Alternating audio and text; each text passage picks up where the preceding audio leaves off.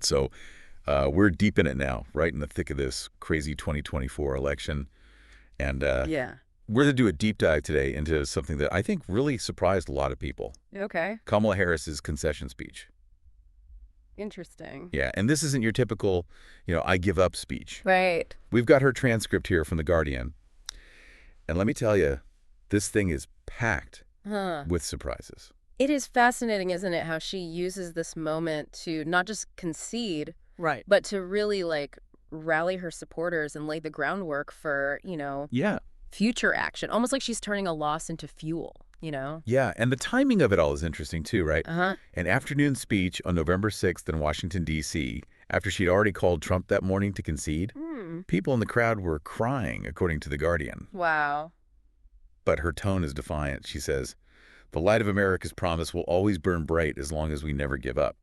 I see. It's like she's saying, okay, round one might be over, but the fight's not done. Conceding to Trump directly before the speech even is, a big deal, especially in today's climate. Right. It emphasizes that she's committed to, the democratic processes. Yeah. But then she uses this platform to lay out her vision, Uh-huh. hitting on freedom, opportunity, fairness, women's rights, gun control, all the big issues. All the big ones, yeah. Very strategic. And she doesn't just list them. She ties it all together with this idea of treating each other with kindness and respect even when we disagree, which, let's be honest, feels pretty radical after this crazy election cycle. Exactly. It's a call for unity and respectful dialogue, something we haven't seen a lot of lately. For sure. She's not just talking to her supporters, she's addressing the anxieties of a whole nation that's deeply divided. Right. It's a powerful message. Then there's this section where she speaks directly to young people. I mean, can you imagine being a young person right now, Yeah. pinning your hopes on this election, and then bam, disappointment? Yeah. She tells them, don't ever give up. You have power. Don't you ever listen when anyone tells you something is impossible. Powerful. She's speaking their language, trying to keep them engaged, even when they're feeling let down. It's smart. Historically, we've seen how disillusionment can lead to apathy. Right. She's trying to prevent that, framing herself as a leader for the next generation, even after this loss. Yeah. Planting seeds, for the future. Okay, so now for the part that kind of blew my mind. All right. She closes with this whole analogy about the stars. Okay. Says, only when it is dark enough can you see the stars. Let us fill the sky with the light of a brilliant, brilliant billion stars. Wow. Is she implying this loss could actually lead to something good? It's almost poetic. It is, and it's a powerful way to end a concession speech. Right. She's framing this moment, this electoral defeat, as a chance for renewal. Yeah. It's like she's saying, this isn't the end, it's just the beginning of a new chapter. Yeah. But what's truly surprising here, and this is what sets this speech apart, is that she goes beyond simply offering hope. Okay. She gets down to the nitty-gritty, Uh-huh. talking about her experience as a prosecutor, Right. and uses it to inspire action. Hold on, let's back up a sec. Yeah. Before we get into that, I got to ask about the elephant in the room, that phone call with Trump. Right. What do we actually know about it? Well, unfortunately, the content of their conversation is still a secret. Oh, really? But the very fact that Harris publicly mentioned it and congratulated him on his victory is significant. Okay. It reinforces her commitment to a peaceful transfer of power, which is a big deal, especially considering how tense things have been. Yeah, and she didn't just concede. She even offered to help with the transition process. That's not just politeness, it's strategic. Yeah. She's signaling that she's not going anywhere, that she intends to stay involved. Right. So we have this concession speech that's not really a concession, a mysterious phone call, and a whole lot of questions about what comes next for Harris and her supporters. You could almost say, this is where things really get interesting. You've got that right. Okay, Yeah. so she was a prosecutor, Yeah. right? Where does that fit into this whole fight for the future thing? That's where she starts to get really specific about what this fight actually looks like. Okay. And this is where I think we need to pay close attention because it goes beyond the usual political rhetoric, Interesting. So she's using her experience as a prosecutor, right, to paint this picture of what this fight looks like. Yeah. But how does that translate to actual action? Well, she talks about witnessing, people who had suffered great harm and great pain and yet found within themselves the strength and the courage and the resolve to take a stand, to fight for justice, to fight for themselves, to fight for others. She's drawing this parallel between, those individual acts of courage and this collective fight for a better future. So it's not just about like grand political gestures. Right. It's about everyday people Yeah, standing up for what they believe in. exactly. And this is where she gets really specific about how to channel that energy. Okay. She talks about fighting in the voting booth, in the courts, and in the public square. She's giving people a roadmap, showing them that there are multiple avenues for making a difference. But she also talks about fighting in quieter ways, right? Yeah. Like treating each other with kindness and respect. Right. Seeing a stranger as a neighbor. Mm. It's almost like she's saying, look, even if we can't all be on the front lines, we Yeah. can still contribute to a more just and equitable society through our everyday actions. That's a really important point, I think. Yeah. She's recognizing that change happens on, multiple levels. It's not just about policy and legislation. It's about shifting cultural norms and building a more compassionate and empathetic society. It's interesting how she weaves this personal touch, this focus on individual stories, into her broader message. It is. It's a very powerful rhetorical technique. By Right. grounding her arguments in, real life experiences, Yeah. she makes them more relatable and impactful. Uh-huh. She's not just talking about abstract concepts. Yeah. She's showing us what they look like in practice. And it reinforces her credibility. Oh, absolutely. She's not just some politician giving a canned speech. Yeah. She's someone who's been in the trenches, who's seen the human cost of injustice firsthand. Exactly. And that makes her message all the more compelling. One thing that struck me about this speech was how it echoed the messages of other leaders who have faced defeat. Okay. Think of Nelson Mandela, Mm-hmm. Martin Luther King Jr., even Abraham Lincoln. Right. They all faced incredible challenges, but they never gave up on their vision for a better future. You're right. She's placing herself within that lineage of leaders who refuse to be silenced even when they're out of power. Sending a clear message. This is not the end.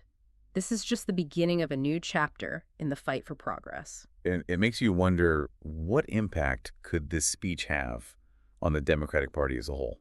That's a great question. This speech could serve as a rallying cry for the party as it seeks to, regroup and rebuild after this election. Mm-hmm. It offers a framework for how to move forward, how to channel disappointment into action.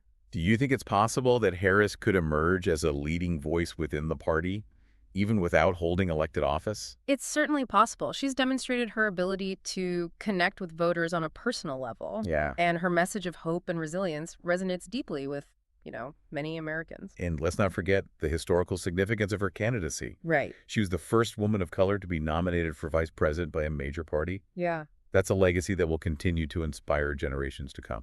absolutely. Regardless of the outcome of this election, Harris has made an indelible mark on American politics. Okay, so we've talked about the emotional impact of this speech, Right. the historical context, the potential political ramifications. Yeah. But let's not lose sight of the fact that this is a call to action. Actually, She's not just offering platitudes, no. She's urging people to get involved, to fight for the values they believe in. And she's not being vague about it either. Right. Remember when she specifically mentions fighting for the sake of freedom and justice and the future that we all know we can build together? Yeah. She's laying out a vision for a better America and challenging her supporters to make it a reality. And she provides a roadmap for how to do that, right? Yeah. She talks about engaging in the voting booth, the courts, and the public square. Yes, and she also emphasizes the importance of personal transformation. Okay. Remember her call for kindness and respect. Uh-huh. That's not just a nice sentiment. Right. It's a fundamental shift in how we approach our interactions with each other, especially those with whom we disagree. It's like she's saying that real change starts with each of us in our everyday lives. Exactly. Yeah. She's calling for a more compassionate and empathetic approach to politics and to life in general. This speech is really packed with layers, isn't it? It is. You've got the concession, the call to action, the personal reflections, the historical parallels. A lot to unpack. It's a lot to unpack. Yeah. But I think we've laid a solid foundation for understanding the significance of this speech and its potential impact on American politics. Absolutely. All right, so we've covered a lot of ground, but there's one key piece of the puzzle we haven't explored yet, the specifics of Harris's policy positions. Right. What exactly does she mean when she talks about fighting for freedom, opportunity, and fairness? That's where we need to dive into the details, and that's what we'll do after a quick break. Okay. We'll examine the specific policies Harris highlights and what her vision for America looks like in practice. Stay with us. We're back. And, getting into the specifics now Yeah. of what Kamala Harris laid out in her concession speech. It's one thing to talk about, fighting for freedom and opportunity, Right. but what does that actually look like Yeah. in terms of policy? Well, she touched on several key issues that were central to her campaign. Okay. Remember, she didn't just say, I concede. Right. She specifically said, I do not concede the fight for things like freedom, opportunity, fairness. Okay, so let's break that down. Where does she want to see that fight happen? One of the most prominent issues she highlighted was the fight for women's reproductive rights. Okay. She was very clear about that, Yeah? saying women must have the freedom to make decisions about their own body. That's a hot button issue for sure, and one that's been front and center in this election. Absolutely. And she connects it to this bigger idea of, bodily autonomy and pushing back against government overreach. Right. It's a message that resonates with a lot of voters. Yeah. Especially women who feel like their rights are under attack. Another issue she brought up was gun control. She was really passionate about protecting our schools and communities from gun violence, Okay. which is sadly something we hear about way too often these days. And this is where her background as a prosecutor really comes into play. Okay. She's seen firsthand the devastating effects of gun violence. Yeah. And that experience clearly fuels her advocacy for stricter gun control measures. So she's taking a personal stance on this issue, Yeah. drawing from her own experiences to make a powerful point. Right. It's not just about policy for her. It's about real lives impacted by these issues. But it wasn't all about specific policies, was it? No. She also talked about something that feels really relevant right now. Okay. Treating each other with kindness and respect, even when we disagree. Mm-hmm. After all the political mudslinging we've witnessed, it almost felt revolutionary. It did. And I think that's part of why this speech resonated so deeply with people. Yeah. She was calling for return to civility. Right. Acknowledging that we can have different opinions without resorting to personal attacks or, demonization. So it's about more than just winning arguments or elections. Right. It's about how we treat each other as human beings. Exactly. She's reminding us that democracy isn't just about casting a vote. It's about how we interact with each other, how we engage in debate, Yeah. and how we uphold the values of fairness and justice, even when it's hard. Okay, so based on all this, what would you say is Kamala Harris's vision for America?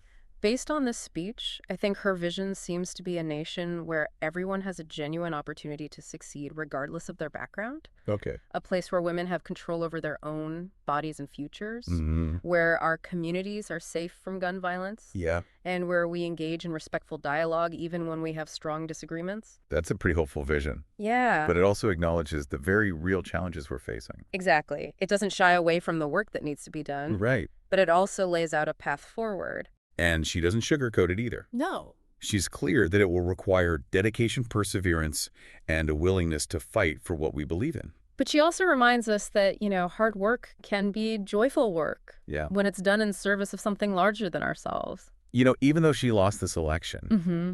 this speech feels like it has a life of its own. Yeah, It's like she's planted a seed that could grow into something much bigger. I agree. It's more than just a concession speech. Right. It's a call to action, a framework for moving forward. Yeah. And it's resonating with people because it speaks to a deep desire for something better. So what does this all mean for you, the listener? We've unpacked the themes, the policies, the emotional undercurrents. Right. Now it's time to ask yourself, Yeah. what resonates with you? What parts of Harris's vision do you want to see become a reality? And most importantly, Yeah. what are you willing to do to make that happen? That's the question we all need to be asking ourselves because, as Harris so eloquently reminded us, we all have the power to make a difference, even in the face of setbacks. Even when things feel dark, there's always a spark of hope, and that spark can ignite a fire that changes the world. Well said. And on that note, we've reached the end of our deep dive into Kamala Harris's concession speech. Thank you for joining us. We hope this conversation has left you feeling informed, inspired, and ready to take action.